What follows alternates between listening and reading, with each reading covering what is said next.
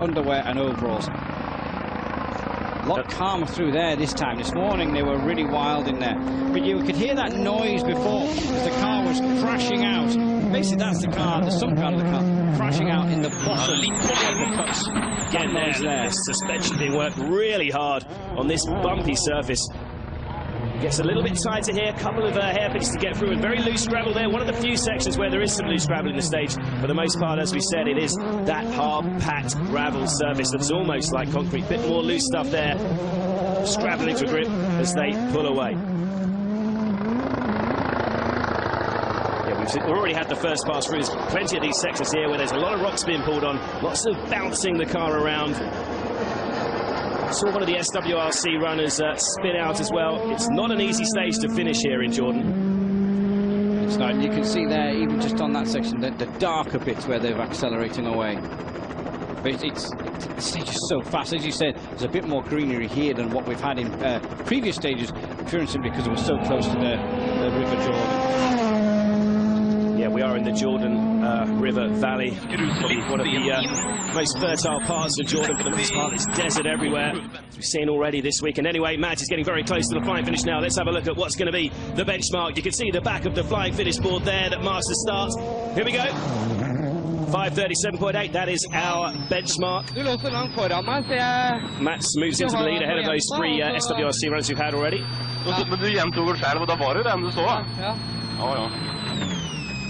Bit of a chat inside the car. I think that'll be about those two corners where they ran wide. I think there'll be some pace note adjustments. Wouldn't surprise me if the pen goes onto the book and there's some pace note adjustment now. Yeah, well, it's been another disappointing weekend for Mads. He's going to have to regroup again. I think he's back in Sardinia as well. A lot of new rallies for Mads to get through this year. Here we go. Let's take another look. He just got a little bit high, and he was lucky. Lucky there was one that he didn't tip over, two there was nothing in the ditch. Just a little bit quick, and it just drifted out into the ditch. Yeah, very easily done. Well, for Mads, the rally is over. He's unlikely to feature in the top 10 this weekend, but unlikely to feature in the top 10, and unfortunately with that time, I don't think he's going to be in for a chance of the points either. But that's just a little bit of a disappointment for him. He's had a tough weekend again. He needs a little bit of good luck again now. Anyway, you can see the standings so far. Rosberg then the man to beat, 5:57.8. That's the time ahead of his fellow countryman Brynildsen in the SWRC Skoda there. Carl Kruder now in third place. We've now joined the SWRC leader, Bernardo Sosa, but we had heard he's got a bit of a problem coming into here. Yeah, he's damaged the right rear suspension we heard in the previous stage. He leads the SWRC category. It'll be the first time he's won one if he could continue it. And he's only got 30 seconds. He's 7.1 down, but we'd expect that. Yeah, it's a Super 2000 car, not a World Rally car. Yeah, Bernardo, of course, he featured in his WRC debut in his home event 3 weeks ago, crashed out of that disappointingly. He's taken his time this weekend to reacquaint himself with the Super 2000 Fiesta. They always say to finish first you've got to finish, and that's what he's doing at this present moment in time. Yeah, this event in the SWRC has been led. Listen to that engine, though. It really does sound terrific, these SWRC cars. But I was about to say, obviously, this event had been led pretty much from start to finish, dominated really by Nasser Al-Attiyah. Terrible disappointment for him to retire this morning. But Bernardo Sosa won't mind one bit. He's on course to claim his first SWRC win in his first round of 2011 in the category. Look how high the ride height is there.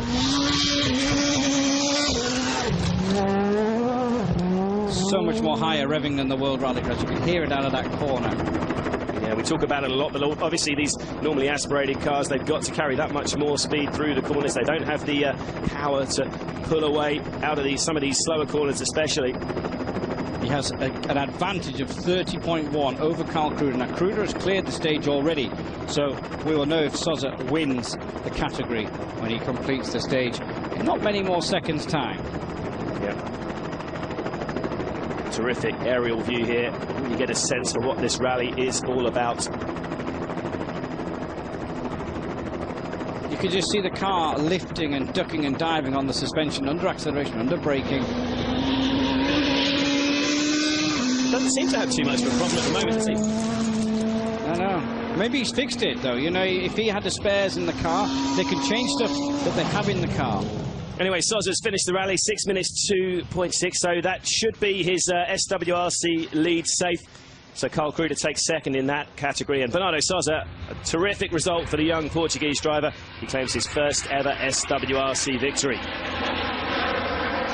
He will be happy with that after the disappointment of crashing out of his home rally in the World Rally Car. He was in the top 10 at that point, so also he should get a championship point, because he could be 10th overall this weekend as long as there's no scares. He is in 10th coming in, and I think he'll maintain that position for sure. Yeah, ironic really. So he doesn't score any points in his WRC debut, but he does get a single solitary point. There you can see Mads Osberg and Jonas Andersen. They're going to be waiting around to see if anyone could beat their times. Going to be a bit hot, I'd imagine, out there. Yeah, in those overalls, as I said. Henning Solberg in the stage. Henning's 100th WRC rally this weekend, and it's been another torrid weekend for him.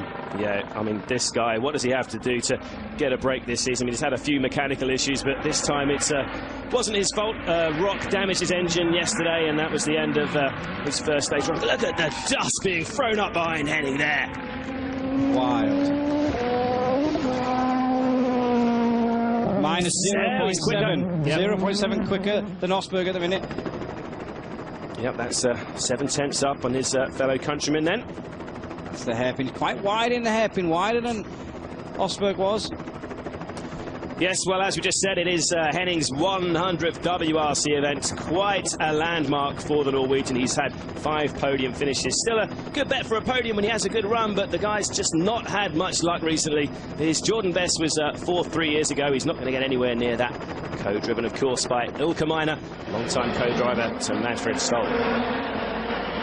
Henning is really pushing on here. You can see big push, big risks. Yeah, obviously trying to get a little bit of flavour, trying to get the points maybe, but I'm not sure how. I was saying, very wide there. It did seem to whack a rock. Yeah, the rock came flying out. Back left of the car. Well, he's certainly going for it. I mean, these guys, they've got nothing to lose. They really will be pushing, but they've got to remember that the best rally drivers in the world at the sharp end, they have got a rally to be fighting for here. So it's going to take quite some effort for these Norwegians to get in amongst the top 3. Anyway, let's have a look. Henning Solberg through the finish boards. 5:34.2. He takes over the provisional lead. 3.6 quicker. That was a brave run. That was brave. Good effort from Mads, but you can get those overalls off, get back to the hotel and jump in the pool, as I'm sure you're thinking about already. He'll want to forget this weekend in a hurry. Got a bit of experience at the Jordan stages, but not much to take away from here for Mads and co-driver Jonas. It's been a disappointment weekend, but a great, strong drive there by Henning. As you say, damaged the oil sump yesterday when he hit a rock. He's been quick this morning, though. He's been 3rd, 4th place, quickest in stages, so he's had a good run. Yeah, he's 14th overall, so unlikely to get in the top 10. Let's have another look at Henning's run through. See how wide he is. He's way off the line in the gravel. Yeah, you can see where you're going to lose a lot of time if you get off that cleared racing line. Remember, we've had a few runs through here already. Certainly one this morning, and part of the stage has been run in the previous part of the weekend. Here's this other one. Look, watch the rock come out. Look at this rock coming out here. Well, that is an example of what lies at the roadside. So get your lines a little bit wrong. That's the sort of thing you're going to be hitting. Henning lucky to get away with that. Others might not be so.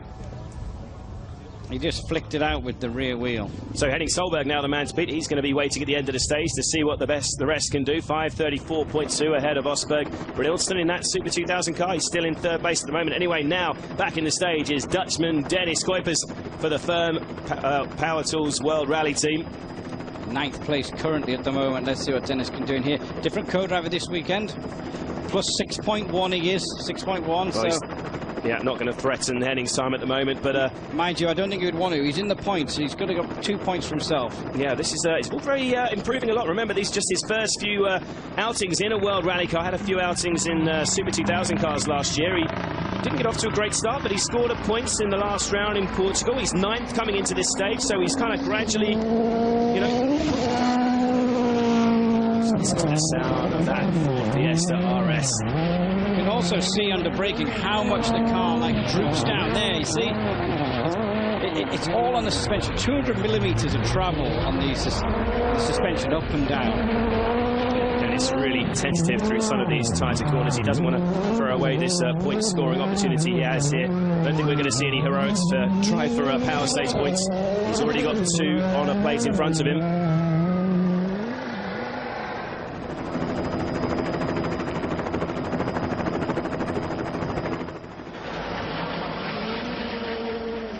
Dennis working really hard inside the car. There's quite a breeze as well, so there's no dust issues. The dust is being blown away. Yeah, that could be. It can be a problem sometimes in Jordan, the hanging dust. But there is a bit of a breeze coming across from the Dead Sea, which is literally just a few hundred meters away. Absolutely stunning scenery here in the baptism site power stage. It's a very fast stage. You can see here, it's a lot of straights, a lot of quicks up, small junctions. You've got to get your braking 100% right. It's actually interesting. With a lot of these faster sections, there's not going to be that many places here for the front runners to make up time. So we'll have to wait and see where they can make up a few temps. Let's have a look at Dennis's time, 5:55.7. That's almost 20 seconds slower than Henning. You can stay there. Stay there a bit longer, Henning. Sorry, I know you're a bit hot, but you're going to have to hang on a bit longer. Yeah, Ilka Minor, she's been with Henning now for a year and a half. He's now seen the replay. He's seen the replay of that stone flying out. Ilka giving us a bit of a wave. Henning, you really were that lucky. I think he's just realised how big that stone was that he just hit. What does he look like in that hat? Henning, he's one of the big characters of the championship, and he just needs a little bit of good luck. Yeah, he is, and he does deserve that landmark. 100 World Rally starts. He wasn't really aware of it, you know. That's just how casual Henning was. He wasn't really aware of it. The Prime Minister of Norway sending him a card. Yeah. Let's take another look at what Henning was just talking about. Swings the back end out as he loses it just off the road there. And you see it flying out. There's a spectator there, only about 2 meters away. That's how the great thing about this sport. You can't do it in Formula 1, you can't do it in touring cars. You can get real stage-side access. Now it will take more.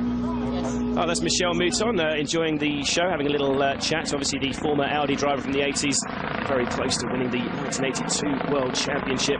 Anyway, we've got Federico Villagra back in the stage, the Munchies Ford driver.